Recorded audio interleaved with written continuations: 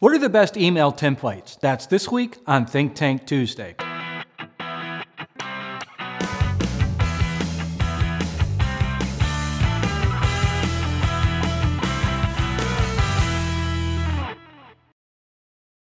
Hi, I'm Paul Potratz, and welcome to this week's Think Tank Tuesday. I had an email and another email and a phone call, and then somebody sent me a link to a post on a blog site, and the question was, what are the best email templates? Well, boy, that's right up my alley, because here at Potratz, we send an average of 3 to 5 million emails every month. So you know what I'm saying. We've got our experience in email, no doubt. So what are the best email templates? Well, that's simple. Ones that you've tested. If you haven't tested your emails, then you don't have anything. You don't know what you have. What do I mean about testing? Well, let me tell you what we do at Potratz of how we test. We start with the subject line. That's what you want to do. Start with a subject line and then build your email. In other words, the content of your email. But this is what I want you to do. I want you to do 2 subject lines. So create 2 subject lines and then take your database. And let's say your database has 50,000, 10,000 names, whatever it is. I want you to take a small percentage of your database. In other words, take like 500 names out of your database that these email names and email addresses that you know are going to get delivered to. Split it into 250 and 250, and then send the one email subject line, with the email of course, to 250, and send the other one to the 250. See which subject line works the best, because you'll see open rates and you'll see click-through rates in your analytics, because if you don't have analytics in your email marketing, then you're not email marketing.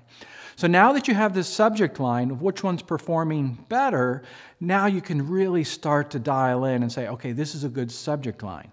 Then you can go in and start developing the content within the email. Now let's talk about content in email.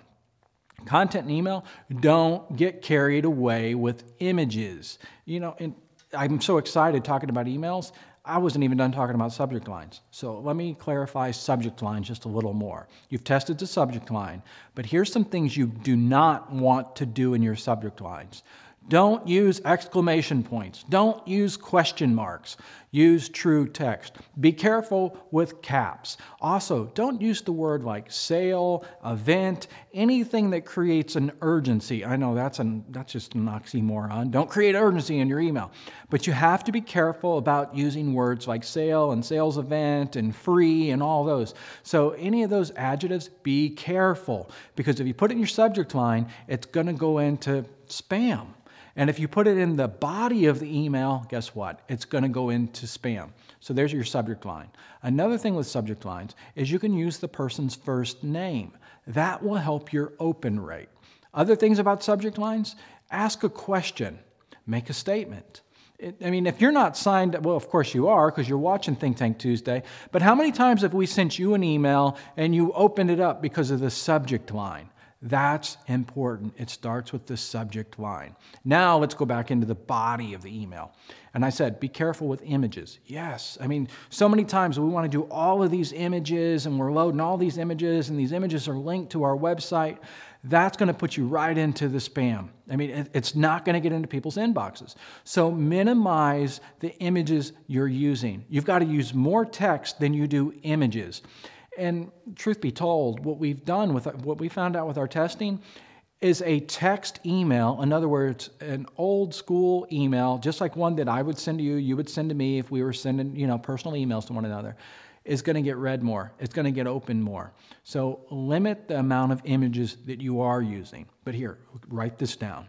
When you do use an image, you need to name that image. It's called an alt tag. So give it that name. So in other words, if it's a 2015 Toyota Corolla, then name it as a 2015 Toyota Corolla and whatever special about that Toyota Corolla. And again, be careful if it has to do with price, payment, sale, event, or anything like that. Because some people don't let those images load first. They want to see it, the text of it, and they won't let it load. So you want to name what that image is. That's important. All right, but wait, I'm going to keep on going with more information. But before I do, I want you to see where we're going to be out speaking, because I want you to come to one of these conferences or all of these conferences. And before we get into the conferences, if you need any help with websites, email marketing, digital marketing, give us a call, because we handle it all. But let's see where we're going to be for conferences.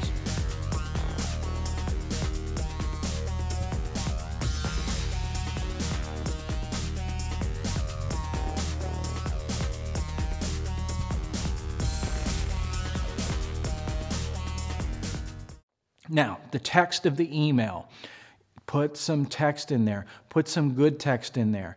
And if you're doing a long form email, make sure you do it newspaper or magazine style. In other words, have a title. If I read the title, if I'm scrolling down your email, that I know exactly what's this paragraph going to be about, because I will choose to read it or not read it.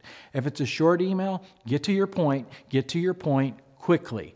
And by all means, use the PS, because when you use PS, the people are going to click on that.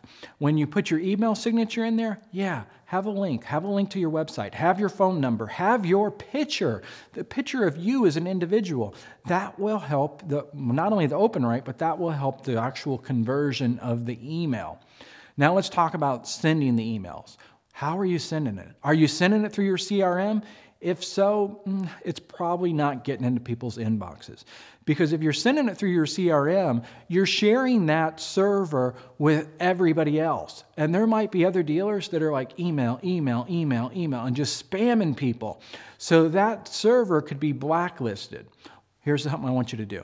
I want you to check MX Tools. So you can type in a search into Google and say, is my IP blacklisted? And it gives you the opportunity to put your IP address in there and see if it's blacklisted. You can put your URL in there, see if it's blacklisted. So you don't know how to get your IP? Then type in, what is my IP? Then you'll get the IP address. Now you'll be able to find out more because you want to see if it's blacklisted. Some email providers, boy, I wish I had stock in these companies because I suggest them all the time. Try Constant Contact. Try, MailChimp. That's a good one. They've got some great tools in it. Try, any of the ones that we know. I'm trying to think of this one, and I'm having a brain fart here, but it's something about Mama's Email or something like that, but it's a good email program. So my point, if you're sending it through your CRM, it's probably not getting in. So spend the extra money to use a company that's gone through the process to make sure that they're getting into people's inboxes. And how can you tell if you're with a good company? Well, when you upload a list to them, if they make you jump through the hoops and prove how you got your list, and if they're watching what your bounce rate is, and if they're contacting you saying, hey, your bounce rate's too high, your opt-out's too high, if they're on you about that, then chances are it's a good company.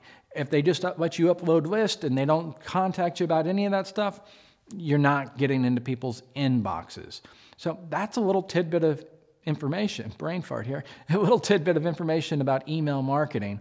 And I'm telling you, email is not dead. Email is a great platform to get sales, but you've got to take your time. So if you're like one of those people that it's like, got to do it right now, and you're not giving time for the test, well, then you're selling yourself short.